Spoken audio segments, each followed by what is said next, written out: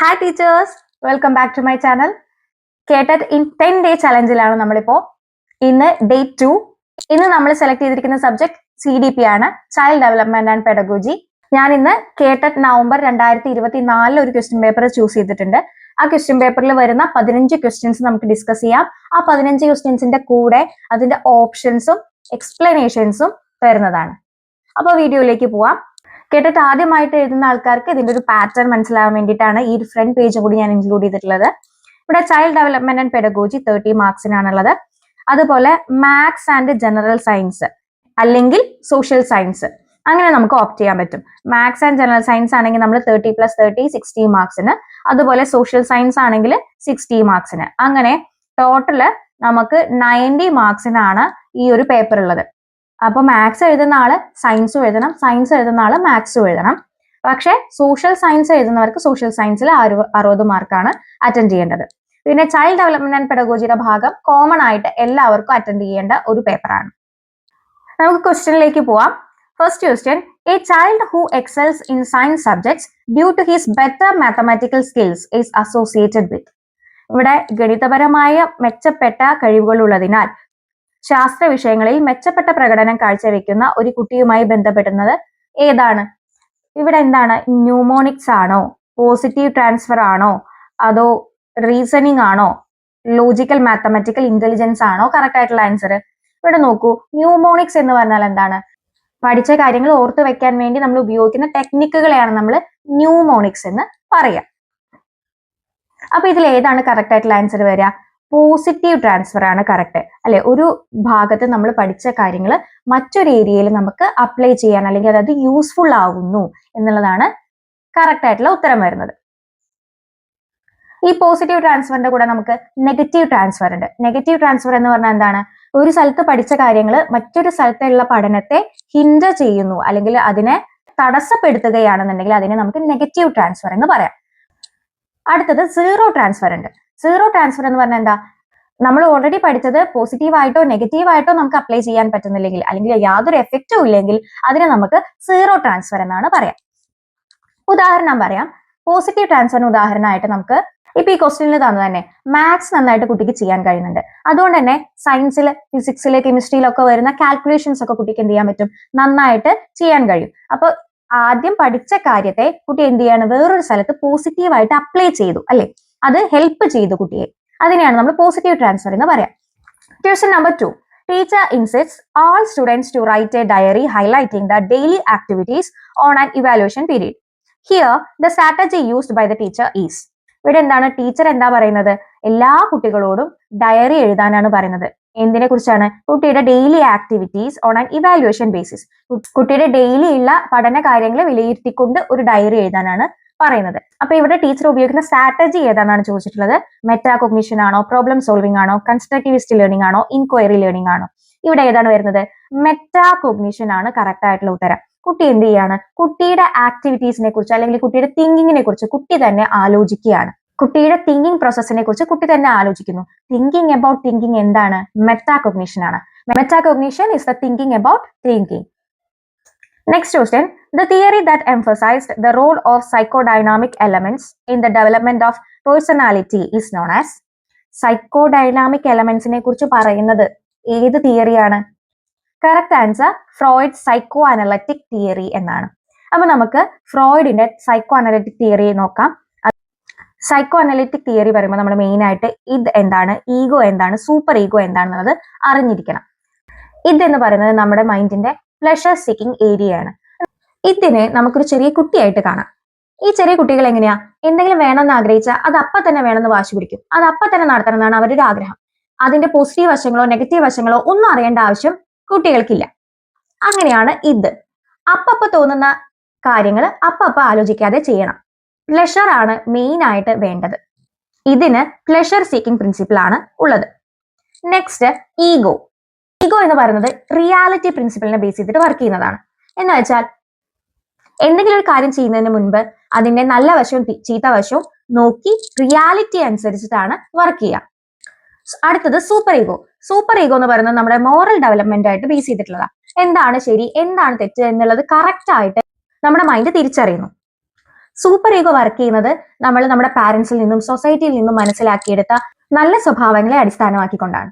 ഉദാഹരണത്തിന്, പരീക്ഷാ ഹാളിൽ ഇരിക്കുന്ന ഒരാൾക്ക് പെട്ടെന്ന് വിശക്കുന്നു, എനിക്ക് ഇപ്പൊ തന്നെ ഭക്ഷണം കഴിക്കണം എന്ന് തോന്നുന്നത് ഇത് കാരണമാണ്. ആഗ്രഹം അപ്പൊ നിറവേറ്റണമെന്ന് മാത്രമേ അത് ആലോചിക്കുന്നുള്ളൂ. ഇപ്പൊ ഞാൻ പരീക്ഷാ ഹാളിലാണ്, പരീക്ഷ കഴിഞ്ഞിട്ട് ഭക്ഷണം കഴിക്കാം എന്ന് വിചാരിക്കുന്നത് ഈഗോ ആണ്. ഫ്രോയിഡിന് പറഞ്ഞതുകൊണ്ട് ഫ്രോയിഡിന്റെ മറ്റൊരു theory psychosexual stages of development കൂടി നമുക്കൊന്ന് നോക്കാം. ഫ്രോയിഡിന്റെ സൈക്കോസെക്ഷൽ ഡെവലപ്മെന്റിൽ 5 സ്റ്റേജസ് ആണുള്ളത്. Oral stage, anal stage, phallic stage, latent stage and genital stage. ഇദ്ദേഹം പറയുന്നത് കുട്ടിയുടെ ഡെവലപ്മെന്റിൽ ഓരോ സ്റ്റേജസിലും കുട്ടിക്ക് ഒരു പ്ലഷർ ഉണ്ട്. ഈ പ്ലഷർ സാറ്റിസ്ഫൈ ചെയ്തിട്ടില്ലെങ്കിൽ അതിന് കോൺസിക്വൻസ് ഉണ്ടാവുമെന്നാണ് അദ്ദേഹം പറയുന്നത്. Psycho social development, cognitive development, moral development ഇതൊക്കെ വരുന്ന ക്ലാസ്സിൽ നമുക്ക് എക്സ്പ്ലെയിൻ ചെയ്യാം. 4ാമത്തെ ചോദ്യം, ചേരുംപടി ചേർക്കുക. ജീൻ പിയാഷെ, ജെറോം എസ് ബ്രൂണർ, ലെവ് വൈഗോട്സ്കി, ഡേവിഡ് ഓസ്ബെൽ. ബി പാർട്ടിൽ കൊടുത്തുള്ളത് സ്കഫോൾഡിംഗ്, എക്സ്പോസിറ്ററി ടീച്ചിങ്, സന്തുലനം, ആഗമന രീതി, ലൈഫ് സ്പേസ്. അപ്പൊ ഓരോ സൈക്കോളജിസ്റ്റിനെയും അവരുടെ കീവേഡ്സ് നമുക്ക് അറിയണം. ജീൻ പിയാഷയുടെ 4 ഇമ്പോർട്ടന്റ് കീവേഡ്സ് നമുക്ക് അറിയാം. Assimilation, accommodation, disequilibrium, equilibrium. ഇതില് കൊടുത്തിട്ടുണ്ട് ജീൻ പിയാഷയുടെ. അപ്പൊ എന്തായിരിക്കും? സന്തുലനം അല്ലെങ്കിൽ ഇക്വിലിബ്രേഷൻ ആണ് കറക്റ്റ്. ഇനി ജെറോം എസ് ബ്രൂണറുടെ ഇൻഡക്റ്റീവ് ടീച്ചിങ്, ആഗമന രീതി. ലെവ് വൈഗോട്സ്കിയുടെ സ്കഫോൾഡിംഗ്, ഡേവിഡ് ഓസബലിന്റെ എക്സ്പോസിറ്ററി ടീച്ചിങ്. അങ്ങനെ വരുമ്പോൾ കറക്റ്റ് ആയിട്ടുള്ള ആൻസർ A4 വരണം, A3 വരണം. A3 വരുന്നത് B ഉണ്ട്, C ഉണ്ട്. അടുത്തത് B4 വരണം. B4 വരുന്നത് ഓപ്ഷൻ B മാത്രമാണ്. ഇവിടെ കറക്റ്റ് ആയിട്ടുള്ള ഉത്തരം വരുന്നത് ഓപ്ഷൻ B.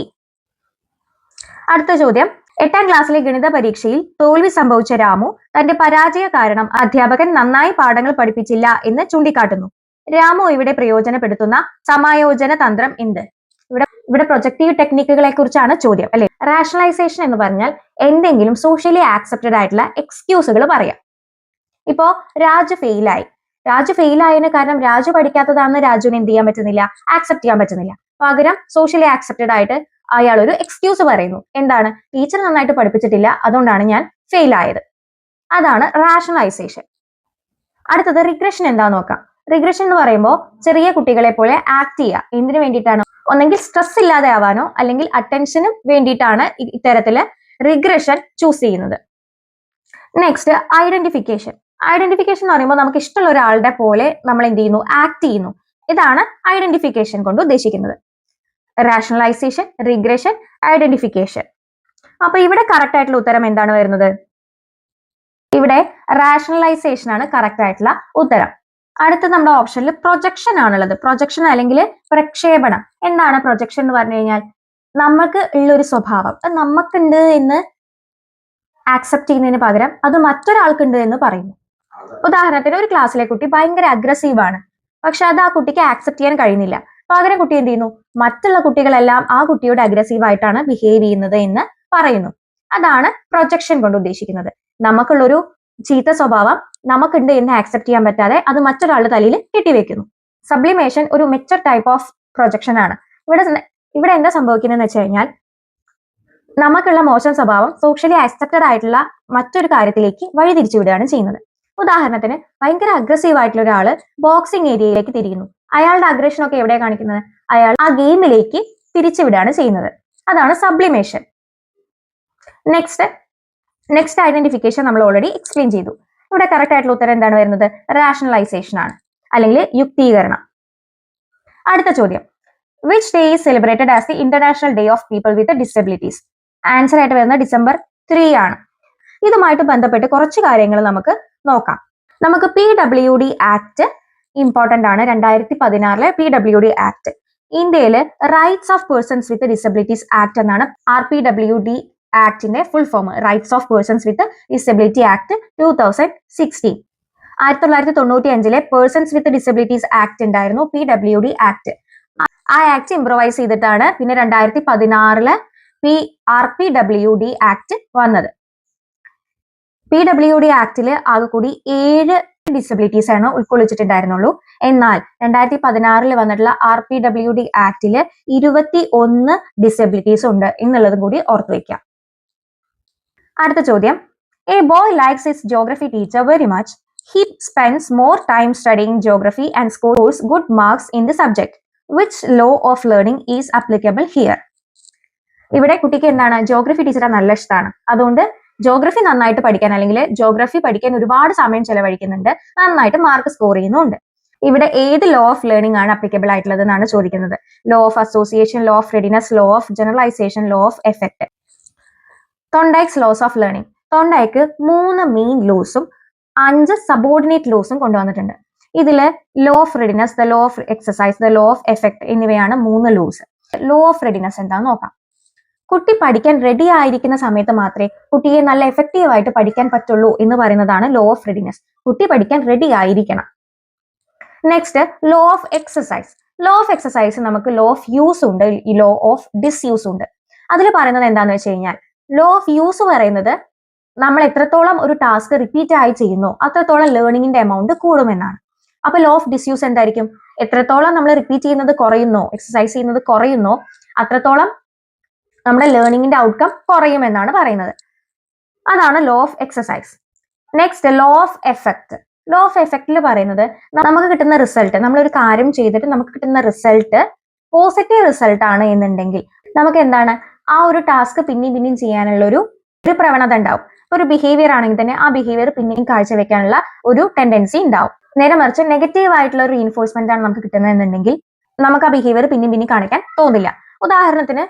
ഉദാഹരണത്തിന് ഒരു കുട്ടി നോട്ട്ബുക്ക് ഇല്ലാതെ ക്ലാസ്സിലേക്ക് വരുന്നു.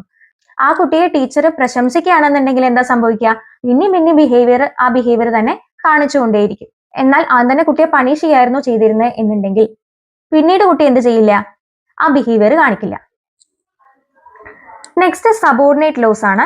Law of multiple response. Next, law of aptitude, law of prepotency of elements, law of response by analogy. അപ്പൊ ഇവിടെ ഏതായിരിക്കും കറക്റ്റ് ആയിട്ടുള്ള ഉത്തരം വരാം? ലോ ഓഫ് റെഡിനെസ് ആണ് കറക്റ്റ് ആയിട്ടുള്ള ഉത്തരം. Next question, who coined the terms reflective observation and abstract conceptualisation? ഇവിടെ കറക്റ്റ് ആൻസർ വരുന്നത് ഡേവിഡ് കോൾബ് ആണ്. ഡേവിഡ് കോൾബിന്റെ എക്സ്പീരിയൻഷ്യൽ ലേണിംഗ് ഒന്ന് നോക്കാം. ഡേവിഡ് കോൾബ് പറയുന്നത് പഠനം എന്നുള്ളത് ഒരു സൈക്ലിക് പ്രോസസ് ആണ് എന്നാണ്. ആദ്യം കോൺക്രീറ്റ് എക്സ്പീരിയൻസ് കിട്ടുന്നു. കോൺക്രീറ്റ് എക്സ്പീരിയൻസ് എന്ന് പറയുന്നത് ഫസ്റ്റ് ഹാൻഡ് എക്സ്പീരിയൻസ് ആണ്. നെക്സ്റ്റ് സ്റ്റേജ് ആണ് റിഫ്ലെക്റ്റീവ് ഒബ്സർവേഷൻ. ഇവിടെ നടക്കുന്നത് എന്താണ് ഇപ്പൊ സംഭവിച്ചത്, ഒരു എക്സ്പെരിമെന്റ് ആണ് ചെയ്യുന്നതെന്ന് വെച്ചാൽ കോൺക്രീറ്റ് എക്സ്പീരിയൻസിൽ കുട്ടി എക്സ്പെരിമെന്റ് ചെയ്യുന്നു. റിഫ്ലെക്റ്റീവ് ഒബ്സർവേഷൻ എത്തുമ്പോൾ എന്താണ് ഇപ്പോൾ സംഭവിച്ചത് എന്നുള്ളത് കുട്ടി ആലോചിക്കുകയാണ് ചെയ്യുന്നത്. അബ്സ്ട്രാക്ട് കോൺസെപ്ച്വലൈസേഷനിൽ കുട്ടി ഇത് എന്തുകൊണ്ട് സംഭവിച്ചു എന്നുള്ളതിന്റെ ഒരു കോൺസെപ്റ്റ് ഉണ്ടാക്കുന്നു. ഈ ഒരു എക്സ്പെരിമെന്റിൽ പ്രവർത്തിച്ച കോൺസെപ്റ്റ് എന്തായിരിക്കും എന്ന് കുട്ടി ആലോചിച്ച് കോൺസെപ്റ്റ് ഉണ്ടാക്കുന്നു, അല്ലെങ്കിൽ ഐഡിയാസ് ക്രിയേറ്റ് ചെയ്യുന്നു. അടുത്തത് ലാസ്റ്റ് സ്റ്റേജ് ആക്റ്റീവ് എക്സ്പെരിമെന്റേഷൻ. ഇവിടെ കുട്ടി പഠിച്ച കാര്യങ്ങൾ, ഈ കോൺസെപ്റ്റുകളൊക്കെ കുട്ടി റിയൽ ലൈഫിലേക്ക് അപ്ലൈ ചെയ്യുന്നു. ഇതാണ് എക്സ്പീരിയൻഷ്യൽ ലേണിംഗിന്റെ 4 stages: concrete experience, reflective observation, abstract conceptualisation, active experimentation. ഇവിടെ ചോദ്യത്തിൽ കൊടുത്തിട്ടുള്ളതും എന്താണ്, റിഫ്ലെക്റ്റീവ് ഒബ്സർവേഷനും അബ്സ്ട്രാക്ട് കോൺസെപ്ച്വലൈസേഷൻ എന്നീ 2 ടേമുകളാണ്. അത് ഡേവിഡ് കോൾബിന്റെയാണ്. കേട്ടിട്ടിൽ മെയിൻ ആയിട്ട് കാണുന്ന ഒരു ടൈപ്പ് ഓഫ് ക്വസ്റ്റ്യൻ ആണ് ഇത്. Key words. ഒരു സൈക്കോളജിസ്റ്റ് നമ്മൾ പഠിക്കുമ്പോൾ അതിന്റെ മെയിൻ ഐഡിയാസ് മാത്രമല്ല, കീ വേർഡ്സ് വളരെ ഇമ്പോർട്ടന്റ് ആണ്. ഓരോ കീവേഡും ആരുമായിട്ടാണ് റിലേറ്റ് ചെയ്തിരിക്കുന്നത് എന്നുള്ളത് നമ്മൾ പഠിക്കണം. ഇപ്പോൾ സ്കീമ എന്ന് പറഞ്ഞാൽ അത് പിയാഷയുമായിട്ട് റിലേറ്റഡ് ആണെന്നുള്ളത് നമുക്ക് പെട്ടെന്ന് ഓർമ്മ വരണം. ഇപ്പോൾ ഇൻട്രാ പേഴ്സണൽ ഇന്റലിജൻസ് എന്ന് പറയുമ്പോൾ അത് ഹോവാർഡ് ഗാർണറുമായിട്ട് റിലേറ്റഡ് ആണെന്നുള്ളത് നമുക്ക് പെട്ടെന്ന് ഓർമ്മ വരണം. ഇത്തരത്തില് കീ വേർഡ്സും അവരുടെ സൈക്കോളജിസ്റ്റുകളെയും നമ്മൾ എപ്പോഴും റിലേറ്റ് ചെയ്ത് പഠിക്കാൻ വേണ്ടി ശ്രമിക്കാം. ഇവിടെ നമുക്ക് അടുത്ത ആൾക്കാരെ കൂടി നമുക്കൊന്ന് നോക്കാം അല്ലെ. ആൽബർട്ട് ബന്ദൂര ഉണ്ട്, ഡാനിയൽ ഗോൾമാൻ ഉണ്ട്, ഹോവാർഡ് ഗാർണർ ഉണ്ട്. ആൽബർട്ട് ബന്ദൂര സോഷ്യൽ ലേണിംഗ് തിയറിയാണ് അദ്ദേഹത്തിന്റെ വളരെ ഫേമസ് ആയിട്ടുള്ള ഒരു വർക്ക്. സോഷ്യൽ ലേണിംഗ് തിയറി കൊണ്ടുവന്നത് ആൽബർട്ട് ബന്ദൂരയാണ്. അദ്ദേഹം എക്സ്പെരിമെന്റ് ചെയ്തത് ബോബോ ഡോളിലാണ്. കുറച്ച് കുട്ടികളെ 2 റൂമിലേക്ക് ഇരുത്തുന്നു, എന്നിട്ട് ബോബോ ഡോളിനെ ഇൻട്രൊഡ്യൂസ് ചെയ്യാണ് ചെയ്യുന്നത്. ഒരു റൂമിലെ കുട്ടികള് ബോബോ ഡോളിനെ വളരെ സ്നേഹത്തിലാണ് കൈകാര്യം ചെയ്തത്. മറ്റൊരു റൂമിലെ കുട്ടികള് ബോബോ ഡോളിനോട് വളരെ അഗ്രസീവ് ആയിരുന്നു. പിന്നീട് ബോബോ ഡോളിനോട് അഗ്രസീവായ കുട്ടികളെയും ബോബോ ഡോളിനോട് സ്നേഹത്തോടെ പെരുമാറിയ കുട്ടികളെയും ഒന്നിച്ചൊരു ക്ലാസ് റൂമിലാക്കി. പിന്നീട് ബോബോ ഡോളിനെ ഇൻട്രൊഡ്യൂസ് ചെയ്ത സമയത്ത് എല്ലാ കുട്ടികളും ബോബോ ഡോളിനോട് വളരെ അഗ്രസീവായിട്ട് പെരുമാറി. ബോബോട്ടോൾ എക്സ്പെരിമെന്റ് ഒക്കെ ഓർമ്മയുണ്ടെന്ന് വിചാരിക്കുന്നു. ഹോവാർഡ് ഗാർണറിന്റെ തിയറി മൾട്ടിപ്പിൾ ഇന്റലിജൻസ് ആണ്. അദ്ദേഹം പറയുന്നത് ബുദ്ധി എന്ന് പറയുന്നത് ഒരു ഫാക്ടറിനെ ബേസ് ചെയ്തിട്ടല്ല, പകരം മൾട്ടിപ്പിൾ ഫാക്ടേഴ്സിനെ ബേസ് ചെയ്തിട്ടാണ് ഉള്ളത് എന്നാണ് അദ്ദേഹം പറയുന്നത്. അദ്ദേഹം കൊണ്ടുവന്ന 8 ഇന്റലിജൻസ് ഉണ്ട്. ആ ഇന്റലിജൻസ് ആണ് musical intelligence, bodily kinesthetic intelligence, interpersonal intelligence, verbal linguistic intelligence, logical mathematical intelligence, naturalistic intelligence, interpersonal intelligence and visual spatial intelligence. ഈ 8 ഇന്റലിജൻസിന്റെ പേരുകൾ നിങ്ങൾ ഓർത്തു വെക്കുക. ഇങ്ങനെ 8 ഇന്റലിജൻസിനെ കുറിച്ച് നിങ്ങളൊന്ന് പഠിച്ചു വെക്കാം. ക്വസ്റ്റ്യൻസ് അങ്ങനെ അപ്ലിക്കേഷൻ ലെവൽ ആയിരിക്കില്ല. ഇത്തരത്തിൽ ഓരോ കീവേഡ്സ് വെച്ചിട്ടാണ് മെയിൻ ആയിട്ട് കേട്ടിട്ട് ചോദ്യം ചോദിക്കുക. 9th question. An instruction suitable to satisfy the academic needs of all students in a heterogeneous classroom is. ഒരു ഹെട്രോജീനിയസ് ക്ലാസ് റൂം ഉണ്ട്. ഹെട്രോജീനിയസ് ക്ലാസ് റൂം എന്ന് പറയുമ്പോൾ പലതരത്തിലുള്ള കുട്ടികൾ പഠിക്കുന്ന ക്ലാസ് റൂം എന്നാണ് ഉദ്ദേശിക്കുന്നത്. അത്തരത്തിലുള്ള ഒരു ക്ലാസ് റൂമിൽ എന്ത് തരം ഇൻസ്ട്രക്ഷൻസ് ആണ് ടീച്ചർ നൽകേണ്ടത്? ഇവിടെ കറക്റ്റ് ആയിട്ടുള്ള ഉത്തരം ഡിഫറൻഷിയേറ്റഡ് ഇൻസ്ട്രക്ഷൻ ആണ്. വ്യതിരിക്ത ബോധനം. എന്താണ് അത് പറയുന്നത്? ഓരോ കുട്ടിക്കും അനുയോജ്യമായ തരത്തിലുള്ള ഡിഫറൻഷിയേറ്റഡ് ആയിട്ടുള്ള സ്ട്രാറ്റജീസ് ആണ് ടീച്ചറെ കൊടുക്കേണ്ടത്. Question number 10. Which among the following is most likely to be identified as having a learning disability? ഇപ്പൊ ചുവടെ കൊടുത്തിരിക്കുന്ന കേസുകളിൽ ഒരു ലേണിംഗ് ഡിസബിലിറ്റിനെ സൂചിപ്പിക്കുന്നത് ഏതായിരിക്കും എന്നാണ് ചോദിക്കുന്നത്. ഇവിടെ കറക്റ്റ് ആയിട്ടുള്ള ഉത്തരം വരുന്നത് ഓപ്ഷൻ ബി ആണ്. റീഡിംഗില് he has trouble reading despite a recently obtained IQ score of 110. ഇവിടെ നമ്മൾ ആലോചിക്കേണ്ടത് different type of learning disabilities ആണ്. ഏതൊക്കെയാണ് മെയിൻ ആയിട്ടുള്ള learning disabilities? Dysgraphia, dyslexia, dyspraxia, dyscalculia. ഇതില് ഡിസ്ലെക്സിയ എന്ന് പറയുന്നത് റീഡിംഗ് ഡിസബിലിറ്റി ആണ്. ഡിസ്ഗ്രാഫിയ എന്ന് പറയുന്നത് റൈറ്റിംഗ് ഡിസബിലിറ്റി ആണ്. ഡിസ്കാൽക്കുലിയ എന്ന് പറയുന്നത് മാത്തമാറ്റിക്കൽ കാൽക്കുലേഷനിലുള്ള ഡിസബിലിറ്റി ആണ്. ഡിസ്ഗ്രാഫിയ എന്ന് പറയുന്നത് നമ്മളുടെ മസിൽസിനൊക്കെ ഉള്ള ഡിസബിലിറ്റി ആണ്. ഇവിടെ പറയുന്നത് എന്താ? ഇവിടെ ഓപ്ഷൻ ബി നോക്കൂ. IQ 110 ഉണ്ട്, എന്നാലും കുട്ടിക്ക് വായിക്കാൻ ബുദ്ധിമുട്ടാണ്. അതിന്റെ അർത്ഥം എന്താണ്? കുട്ടിക്ക് റീഡിങ്ങിനുള്ള ഡിസബിലിറ്റി ഉണ്ട് എന്നാണ് അർത്ഥം. അപ്പൊ നിങ്ങൾക്ക് ഈ IQ കൊടുത്തോണ്ട് ഒരു ഡൗട്ട് വരാം. അപ്പോ IQന്റെ കാര്യം കൂടി നമുക്കൊന്ന് നോക്കാം. IQ 140 മുകളിൽ IQ ഉണ്ടെന്നുണ്ടെങ്കിൽ അയാൾ ഒരു ജീനിയസ് ആണ് എന്നാണ് പറയുന്നത്. 130 മുതൽ 139 വരെ ഗിഫ്റ്റഡ് ആയിട്ടുള്ള ചിൽഡ്രൻ ആണ്. 120 മുതൽ 129 വരെ സുപ്പീരിയർ. 110 മുതൽ 119 വരെ ഹൈ ആവറേജ്. 90 മുതൽ 109 വരെ average. 80 to 89 low average. 70 to 79 borderline. Below 70 ആണ് ഇന്റലക്ച്വലി ഡിസേബിൾഡ് ആയിട്ടുള്ള കുട്ടികൾ എന്ന് പറയുന്നത്. അപ്പൊ ഇവിടെ നമുക്ക് ക്വസ്റ്റ്യനിൽ 110 ഉണ്ട് നമ്മുടെ IQ അല്ലെ. 110 എന്താണ്? 110 ഹൈ ആവറേജിൽ വരുന്നതാണ്, എന്നാലും കുട്ടിക്ക് വായിക്കാൻ കഴിയുന്നില്ല. അപ്പൊ കുട്ടിക്കുള്ളത് ഡിസ്ലെക്സിയ ആണ്. നിങ്ങൾ ഈ IQ റേഞ്ചും അതുപോലെ ഏത് കാറ്റഗറിയിൽ പെടുന്നു എന്നുള്ളതൊന്ന് പഠിച്ചു വെക്കുക കേട്ടോ. Question number 11. Pradesh is a 10th standard student. He is showing exceptional behavior in academic performance. Which of the following strategy best suit to his potential development? പ്രതീഷ് എന്താണ്? Academic performance, high academic performance കാഴ്ചവെക്കുന്ന ഒരു student ആണ്. ആ ഒരു കുട്ടിക്ക് ആ കുട്ടിയുടെ പൊട്ടൻഷ്യൽ ഡെവലപ്മെന്റിന് വേണ്ടിയിട്ട് ഏറ്റവും സ്യൂട്ടബിൾ ആയിട്ട് കൊടുക്കാൻ പറ്റുന്നത് എന്താണ്? എൻറിച്ച്മെന്റ് ആക്ടിവിറ്റീസ് ആണ് കൊടുക്കാൻ പറ്റുക. ശാക്തീകരണ പ്രവർത്തനങ്ങൾ, കുട്ടിയുടെ പെർഫോമൻസിനെ എൻറിച്ച് ചെയ്യുന്ന പ്രവർത്തനങ്ങളാണ് കൊടുക്കേണ്ടത്. അടുത്തത് ഡാനിയൽ ഗോൾമാൻ. ഡാനിയൽ ഗോൾമാനെ നിങ്ങൾ ഇമോഷണൽ ഇന്റലിജൻസുമായിട്ട് കണക്ട് ചെയ്ത് പഠിച്ചോളൂ. അതാണ് keyword. Next question. Arundhati shows care and protection for her fellow students and friends and tries to help them by all means. Which ability is shown by her? ഇവിടെ എന്താണ്? അരുന്ധതിക്കുള്ള ഒരു കഴിവ് എന്താണ്? അവളുടെ കൂടെയുള്ള കുട്ടികളെ, ഫ്രണ്ട്സിനെ ആയാലും സ്റ്റുഡൻസിനെ ആണെങ്കിലും അവൾ എന്താണ്? വളരെ കെയറിങ്ങോട് കൂടി അവരെ നോക്കുന്നു, അവരെ ഹെൽപ്പ് ചെയ്യുന്നു അല്ലെ. അപ്പൊ ഇത്തരത്തിലുള്ള ഒരു ഇന്റലിജൻസിനെ നമ്മൾ എന്താ പറയാ? It is social intelligence. Question number 13. Introducing a lesson by verbally narrating a summary of the content in the form of a story is best described as. അപ്പൊ ഒരു ലെസൺ ഇൻട്രൊഡ്യൂസ് ചെയ്യുന്നതിന് മുൻപ് ആ ലെസണിൽ വരുന്ന കാര്യങ്ങൾ ഒരു കഥ പോലെ നറേറ്റ് ചെയ്യാണ് ചെയ്യുന്നത്. ഇതെന്താണ്? ഇതൊരു അഡ്വാൻസ് ഓർഗനൈസർ ആണ് അല്ലെ. ഇത് ആരുടെ കോൺസെപ്റ്റ് ആണ്? ഇത് ഡേവിഡ് ഒസബലിന്റെ കോൺസെപ്റ്റ് ആണ്, അഡ്വാൻസ് ഓർഗനൈസർ. അതിനെ കുറിച്ച് നമുക്ക് എക്സ്പ്ലെയിൻ ചെയ്യാം. ഇവിടെ എന്താണ് ഇൻട്രിൻസിക് മോട്ടിവേഷൻ എന്ന് നോക്കൂ. മോട്ടിവേഷൻ നമുക്ക് 2 തരത്തിലുണ്ട്. ഇൻട്രിൻസിക് മോട്ടിവേഷൻ ഉണ്ട്, എക്സ്ട്രിൻസിക് മോട്ടിവേഷൻ ഉണ്ട്. ഒരാളുടെ ഉള്ളിൽ നിന്ന് തന്നെ വരുന്ന പ്രേരണകളെയാണ് നമ്മൾ എന്ത് പറയാ? Intrinsic motivation. അപ്പൊ എക്സ്ട്രിൻസിക് മോട്ടിവേഷനോ? ഒരു എക്സ്റ്റേണൽ സോഴ്സ് ഓഫ് മോട്ടിവേഷൻ ആണത്. നമ്മുടെ ഉള്ളിൽ നിന്നല്ല, നമുക്ക് തോന്നിയിട്ടല്ല, പുറത്ത് നിന്ന് ഒരാൾ നമ്മളെ മോട്ടിവേറ്റ് ചെയ്യുന്നു. അതാണ് എക്സ്ട്രിൻസിക് മോട്ടിവേഷൻ. കുട്ടിക്ക് ഒരു സബ്ജക്റ്റിൽ ഇൻട്രസ്റ്റ് തോന്നി അത് പഠിച്ച് നല്ല റാങ്ക് നേടുന്നതൊക്കെ എന്താണ്? അത് ഇൻട്രിൻസിക് മോട്ടിവേഷൻ ആണ്. എന്നാൽ ജോലി കിട്ടാനായി പഠിക്കുന്നു അല്ലെങ്കിൽ നല്ല മാർക്ക് നേടാൻ വേണ്ടി മാത്രം പഠിക്കുന്നു, ഇതെന്താണ്? ഇതൊരു എക്സ്ട്രിൻസിക് മോട്ടിവേഷനാണ്. കുട്ടിക്ക് വർക്ക് ചെയ്യാനുള്ള ഒരു മോട്ടിവേഷൻ ആണ് അവിടെ മാർക്ക്, അല്ലാതെ കുട്ടിക്ക് സ്വയം തോന്നി പഠിക്കുന്നതല്ല. നമ്മൾ പറഞ്ഞു അഡ്വാൻസ് ഓർഗനൈസർ എന്ന് പറയുമ്പോൾ ന്യൂ നോളജ് ഡെവലപ്പ് ചെയ്യുന്നതിന് മുൻപ് കൊടുക്കുന്ന ഒരു കാര്യമാണ് അഡ്വാൻസ് ഓർഗനൈസർ. ഒസബലിന്റെ സസംഷൻ തിയറി നമ്മൾ പഠിക്കണം. ഒസബൽ പറയുന്നത് പഠനം മീനിങ് ഫുൾ ആക്കണമെന്നാണ്. ഓൾറെഡി എക്സിസ്റ്റിംഗ് ആയിട്ടുള്ള ഒരു ഇൻഫോർമേഷനിലേക്ക് ന്യൂ ഇൻഫോർമേഷൻ കൊണ്ടുവരുമ്പോൾ അത് ലിങ്ക് ചെയ്ത് വേണം കൊണ്ടുവരാൻ. മീനിങ് ഫുൾ ആയിട്ടുള്ള ലിങ്കുകൾ ഫോം ചെയ്യണമെന്നാണ് അദ്ദേഹം പറയുന്നത്. അപ്പോൾ ഓൾറെഡി ഉള്ള കോഗ്നിറ്റീവ് സ്ട്രക്ചർ ഉണ്ട് ലേണർക്ക്, അതിലേക്ക് ന്യൂ ഇൻഫോർമേഷനെ അഡ്വാൻസ് ഓർഗനൈസർ ഉപയോഗിച്ചിട്ട് ലിങ്ക് ചെയ്യുന്ന പ്രോസസ്സിനെയാണ് നമ്മൾ സസംഷൻ എന്ന് പറയാ. സസംഷൻ എന്ന് പറഞ്ഞു കഴിഞ്ഞാൽ ആ ലിങ്കിങ് പ്രോസസ്സിനെയാണ്. ഒരു ന്യൂ ഇൻഫോർമേഷൻ ഉണ്ട്, ഒരു ഓൾഡ് ഇൻഫോർമേഷൻ ഉണ്ട്, ഇവര് തമ്മിൽ ഒരു ലിങ്ക് വേണം. ആ ലിങ്കിനെ അങ്ങനെ ലിങ്ക് ചെയ്യുന്നതിനെയാണ് നമ്മൾ എന്ത് പറയാ? സസംഷൻ എന്ന് പറയാ. ഇങ്ങനെ മീനിങ് ഫുൾ ലേണിങ്ങിന് 4 പ്രോസസ്സുകളുണ്ട്. Derivative subsumption, correlative subsumption, superordinate subsumption and combinatorial learning.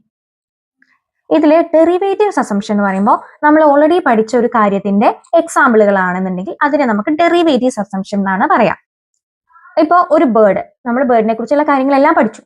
അപ്പോൾ അതിനുശേഷം നമ്മളൊരു കുരുവിയെ കുറിച്ച് പഠിക്കുന്നു. അപ്പോൾ ആ കുരുവി എന്താണ്? ബേർഡ് എന്നുള്ളതിന് ഒരു എക്സാമ്പിൾ ആണ്. അതാണ് ഡെറിവേറ്റീവ് സസംഷൻ. ഇനി കോറിലേറ്റീവ് സസംഷൻ.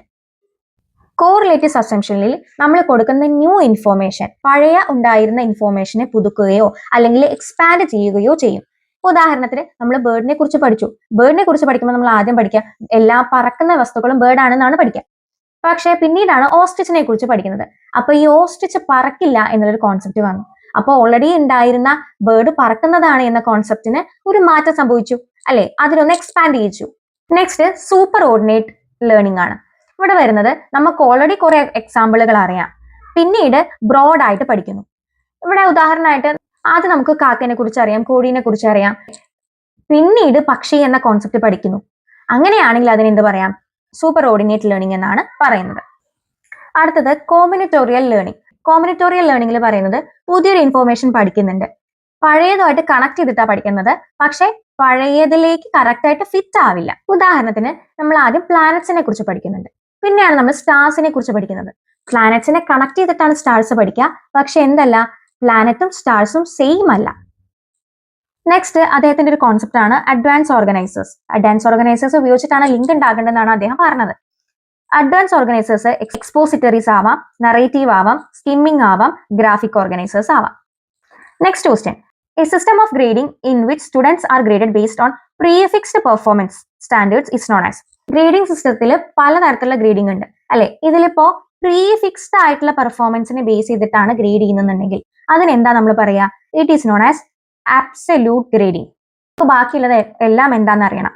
റിലേറ്റീവ് ഗ്രേഡിംഗ് എന്ന് പറഞ്ഞു കഴിഞ്ഞാൽ മറ്റൊരു കുട്ടിയുടെ പെർഫോമൻസിനനുസരിച്ചിട്ട് കമ്പയർ ചെയ്ത് ഗ്രേഡ് ചെയ്യുന്നതിന് റിലേറ്റീവ് ഗ്രേഡിംഗ് എന്ന് പറയുന്നു. അതിനെ റിലേറ്റ് ചെയ്തിട്ട് ഗ്രേഡ് ചെയ്യുക, അതിനെയാണ് നമ്മൾ റിലേറ്റീവ് ഗ്രേഡിംഗ്. ഇപ്പൊ റാങ്കിങ് ഒക്കെ നമുക്ക് നോക്കാം. ഫസ്റ്റ് റാങ്ക് വന്നു, സെക്കൻഡ് റാങ്ക് വന്നു എന്നൊക്കെ പറയുന്നത് എന്താണ്? മറ്റുള്ള കുട്ടികൾക്ക് കിട്ടിയ മാർക്കൊക്കെ ബേസ് ചെയ്തിട്ടാണ് നമുക്ക് അവിടെ ഗ്രേഡ് ചെയ്യാൻ പറ്റുള്ളൂ. അതാണ് relative grading. Next absolute grading എന്ന് പറഞ്ഞു കഴിഞ്ഞാൽ പ്രീഫിക്സ്ഡ് ആയിട്ടുള്ള കാര്യങ്ങൾ ഉണ്ടാവും, അതിനെ ബേസ് ചെയ്തിട്ടാണ് നമ്മൾ അവിടെ ഗ്രേഡ് ചെയ്യുന്നത്. ഉദാഹരണത്തിന് പറയുകയാണെങ്കിൽ 90% എബവ് കിട്ടിയ ആൾക്ക് എ ഗ്രേഡ് കൊടുക്കണം എന്ന് വിചാരിച്ചോളൂ. അതാണ് പ്രീഫിക്സ്ഡ് ആയിട്ടുള്ള സ്റ്റാൻഡേർഡ്. ഈ ഒരു ക്രൈറ്റീരിയ എന്താണ്? പ്രീഫിക്സ്ഡ് ആണ്. ഇവിടെ മറ്റൊരു കുട്ടിയുടെ പെർഫോമൻസുമായിട്ട് എന്ത് ചെയ്യുന്നില്ല, റിലേറ്റ് ചെയ്യുന്നില്ല. അതാണ് ആബ്സല്യൂട്ട് ഗ്രേഡിംഗ്. പിന്നെയുള്ളത് അബ്സ്ട്രാക്ട് ഗ്രേഡിംഗ് ആണ്. അബ്സ്ട്രാക്ട് ഗ്രേഡിംഗ് കാര്യമായിട്ട് നമ്മൾ ഉപയോഗിക്കാറില്ല. ഇവിടെ എന്താന്ന് വെച്ച് കഴിഞ്ഞാൽ മാർക്കോ അങ്ങനെ കറക്റ്റ് ആയിട്ടുള്ള എന്തെങ്കിലും മെഷർമെന്റ്സ് കൊടുക്കാതെ കുട്ടികൾക്ക് അബ്സ്ട്രാക്ട് ആയിട്ടുള്ള ഗ്രേഡിംഗ്, ക്വാളിറ്റി ബേസ് ചെയ്തിട്ട് ഗ്രേഡിംഗ് കൊടുക്കുന്നതിനെ നമ്മൾ അബ്സ്ട്രാക്ട് ഗ്രേഡിംഗ് എന്ന് പറയാം. അടുത്തത് പെർഫോമൻസ് ഇവാലുവേഷൻ. പെർഫോമൻസിനെ ബേസ് ചെയ്തിട്ട് ഉള്ള ഇവാലുവേഷൻ. ഇപ്പൊ പ്രാക്ടിക്കൽ എക്സാമുകൾ ഒക്കെ അതിന് എക്സാമ്പിൾ ആണ്. ഇതുമായിട്ട് ബന്ധപ്പെട്ട് 2 ടേമും കൂടി ഓർത്ത് വെക്കാം. ക്രൈറ്റീരിയൻ റെഫറൻസ്ഡ് ഇവാലുവേഷനും നോം റെഫറൻസ്ഡ് ഇവാലുവേഷനും. ഇതിൽ ക്രൈറ്റീരിയൻ റെഫറൻസ് ഇവാലുവേഷൻ എന്ന് പറയുന്നത് ഈ ആബ്സല്യൂട്ട് ഗ്രേഡിംഗ് പോലെ തന്നെയാണ്. എന്ന് വെച്ച് കഴിഞ്ഞാൽ ഓൾറെഡി പ്രീ എക്സിസ്റ്റിംഗ് ആയിട്ടുള്ള കുറച്ച് കാര്യങ്ങൾ ഉണ്ടാവും, അതിന് ബേസ് ചെയ്തിട്ടാണ് ഇവാലുവേഷൻ നടക്കുന്നത്. ഇപ്പൊ നമ്മൾ ഡ്രൈവിംഗ് ടെസ്റ്റിൽ കാറൊക്കെയാണ് ഡ്രൈവിംഗ് ടെസ്റ്റ് എന്നുണ്ടെങ്കിൽ നമ്മൾ എച്ച് ഇടുന്നത്, അല്ലെ? അപ്പൊ ഈ എച്ചിലൂടെ കടന്നുപോയ എല്ലാവർക്കും എന്ത് ചെയ്യാൻ പറ്റും? ഡ്രൈവിംഗ് ലൈസൻസ് കിട്ടും. ഇവിടെ മറ്റൊരാളെ എച്ചിട്ടോ അല്ലെങ്കിൽ 8 ഇട്ടോ എന്നുള്ളതൊന്നും എന്ത് ചെയ്യുന്നില്ല, നോക്കുന്നില്ല. ഈ നോം റെഫറൻസ്ഡ് ആണെന്നുണ്ടെങ്കിൽ അത് റിലേറ്റീവ് ഗ്രേഡിങ്ങുമായിട്ട് ബന്ധപ്പെട്ടിട്ടുള്ളതാണ്. അതെങ്ങനെയാണ്? മറ്റൊരാളുടെ പെർഫോമൻസിനെ ബേസ് ചെയ്തിട്ട് അല്ലെങ്കിൽ അതിനെ കമ്പയർ ചെയ്തിട്ടാണ് ഈ വാലുവേഷൻ നടത്തുന്നത്. Last question, Rohan is good in understanding his strength and weaknesses. Is dominant at. ഇതെന്താണ്? ഹോവാർഡ് ഗാർണറിന്റെ ഇന്റലിജൻസ്, മൾട്ടിപ്പിൾ ഇന്റലിജൻസ് ആയിട്ട് ബന്ധപ്പെട്ടിട്ടുള്ളതാണ്. ഇവിടെ കുട്ടിയുടെ തന്നെ, റോഹന്റെ തന്നെ സ്ട്രെങ്ത്തും വീക്ക്നെസ്സും ആണ് റോഹൻ അറിയുന്നത് അല്ലെ? അപ്പൊ അതെന്താണ്? ഇത് ഇൻട്രാ പേഴ്സണൽ ഇന്റലിജൻസ് ആണ്. മറ്റൊരാളുടെ ആണെന്നുണ്ടെങ്കിൽ അത് നമുക്ക് എന്ത് പറയായിരുന്നു? ഇന്റർ പേഴ്സണൽ ഇന്റലിജൻസ് എന്ന് പറയായിരുന്നു. ഇവിടെ റോഹന്റെ തന്നെ കാര്യങ്ങളാണ് റോഹൻ അറിയാം, അതുകൊണ്ട് അത് ഇൻട്രാ പേഴ്സണൽ ഇന്റലിജൻസ് ആണ്. സോ ഇപ്പൊ നമ്മളൊരു ക്വസ്റ്റ്യൻ പേപ്പറിലെ 15 ക്വസ്റ്റ്യൻസും അതിന്റെ ഓപ്ഷൻസും നമ്മൾ പഠിച്ചു. ഇനി ബാക്കി വരുന്ന 15 ക്വസ്റ്റ്യൻസ് അടുത്ത ക്ലാസ്സിൽ നമുക്ക് ഡിസ്കസ് ചെയ്യാം. അതോടുകൂടി നമ്മൾ ഒരുവിധം ഈ ഒരു ഏരിയയിലുള്ള എല്ലാ ടോപ്പിക്സും പഠിച്ചു കഴിയും. നിങ്ങൾ പഠിക്കുമ്പോൾ സൈക്കോളജിസ്റ്റുകളും അവരുടെ കീ വേർഡ്സും മറക്കാതെ പഠിക്കുക. വീഡിയോ ഇഷ്ടപ്പെട്ടെങ്കിൽ ചാനൽ സബ്സ്ക്രൈബ് ചെയ്യുക, ലൈക്ക് ചെയ്യുക, ഷെയർ ചെയ്യുക, കമന്റ് ചെയ്യുക. താങ്ക്